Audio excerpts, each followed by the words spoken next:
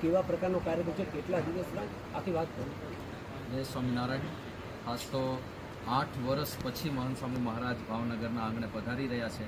2017માં સ્વામીશ્રી પધારેલા, પછી આવ્યા હોય પણ સીધા અહીંથી એરપોર્ટથી સારંગપુર જતા રહ્યા હોય, પણ રોકાવાય એવી રીતે 8 વર્ષ પછી આવે છે.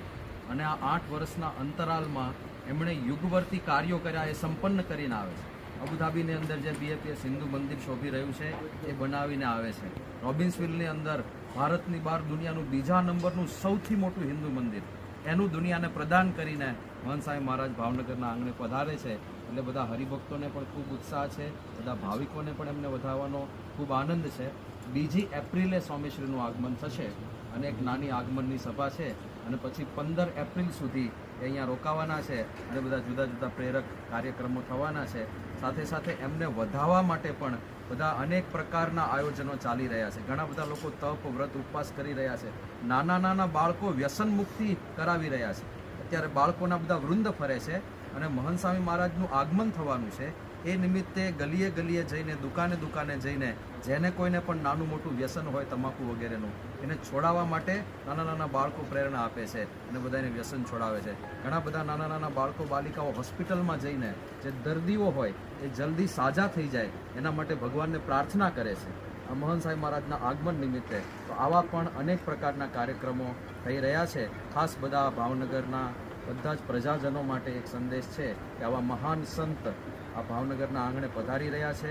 ભાગવતમાં આ સંતનો મહિમા કહેતા કહ્યું કે સાધુનામ દર્શનમ પુણ્યમ તીર્થભૂતા હિ સાધવ.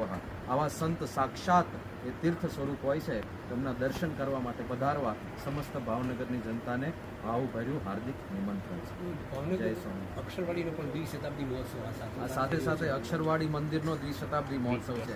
આ દ્વિદશાબ્દી મહોત્સવ 20 મંદિર પૂરા થયા. પ્રમુખ સ્વામી મહારાજે આ મંદિરની ભેટ આપી, તો એ મહોત્સવ પણ મહંત સ્વામીજી મહારાજની ઉપસ્થિતિમાં એકદમ ધૂમધામથી ઉજવવાનો છે. તો એના પણ સાક્ષી બનવું એ જીવતરનો એક લાવો બની રહેશે. તો એના માટે પણ બધાને ખાસ નિમંત્રણ. સભા સહિતનું કોઈ વિશિષ્ટ આયોજન? આ અનેક સભાઓ છે. દાખલા તરીકે એક દિવસ યુવા સભા છે, પછી એક દિવસ બધા સદભાવીઓની સભા છે, જેમને જેમને સહયોગ આપ્યો હોય એમની એક વિશેષ સભા છે. એક દિવસ બાળકો માટેની એક સ્પેશિયલ સભા છે, નાના નાના બાળકોને પ્રેરણા મળે એવા બધા કાર્યક્રમો થશે. એક દિવસ કાર્યકરો કે જે સેવા કરતા હોય છે સમયે સમયે, એવા કાર્યકરોનો પણ એક આખો કાર્યક્રમ છે. અને જે મુખ્ય સભા છે એ આ ભાવનગર મંદિર દ્વિદશાબ્દી મહોત્સવ, એની પણ એક ભવ્ય મહાન સભા થશે.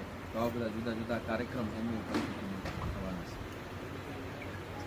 માટે જ પધારતા હોવાથી મહંત સ્વામી મહારાજનો લાભ લેવા આપ બધાએ સૌ ભાવનગરના તમામ ભાવિકોને આમંત્રણ આપીએ છીએ કે ઘેર બેઠા આવો લાભ છે તો ખાસ બધાએ પધારે એ અમારું ભાવભર્યું આમંત્રણ છે.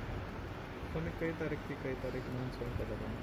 તારીખ 2 એપ્રિલથી 15 એપ્રિલ સુધી મહંત સ્વામી પધારેલા છે. બધા કાર્યક્રમો થવાના છે. એ વખતે રોજ રોજના કાર્યક્રમો જણાવવામાં આવશે.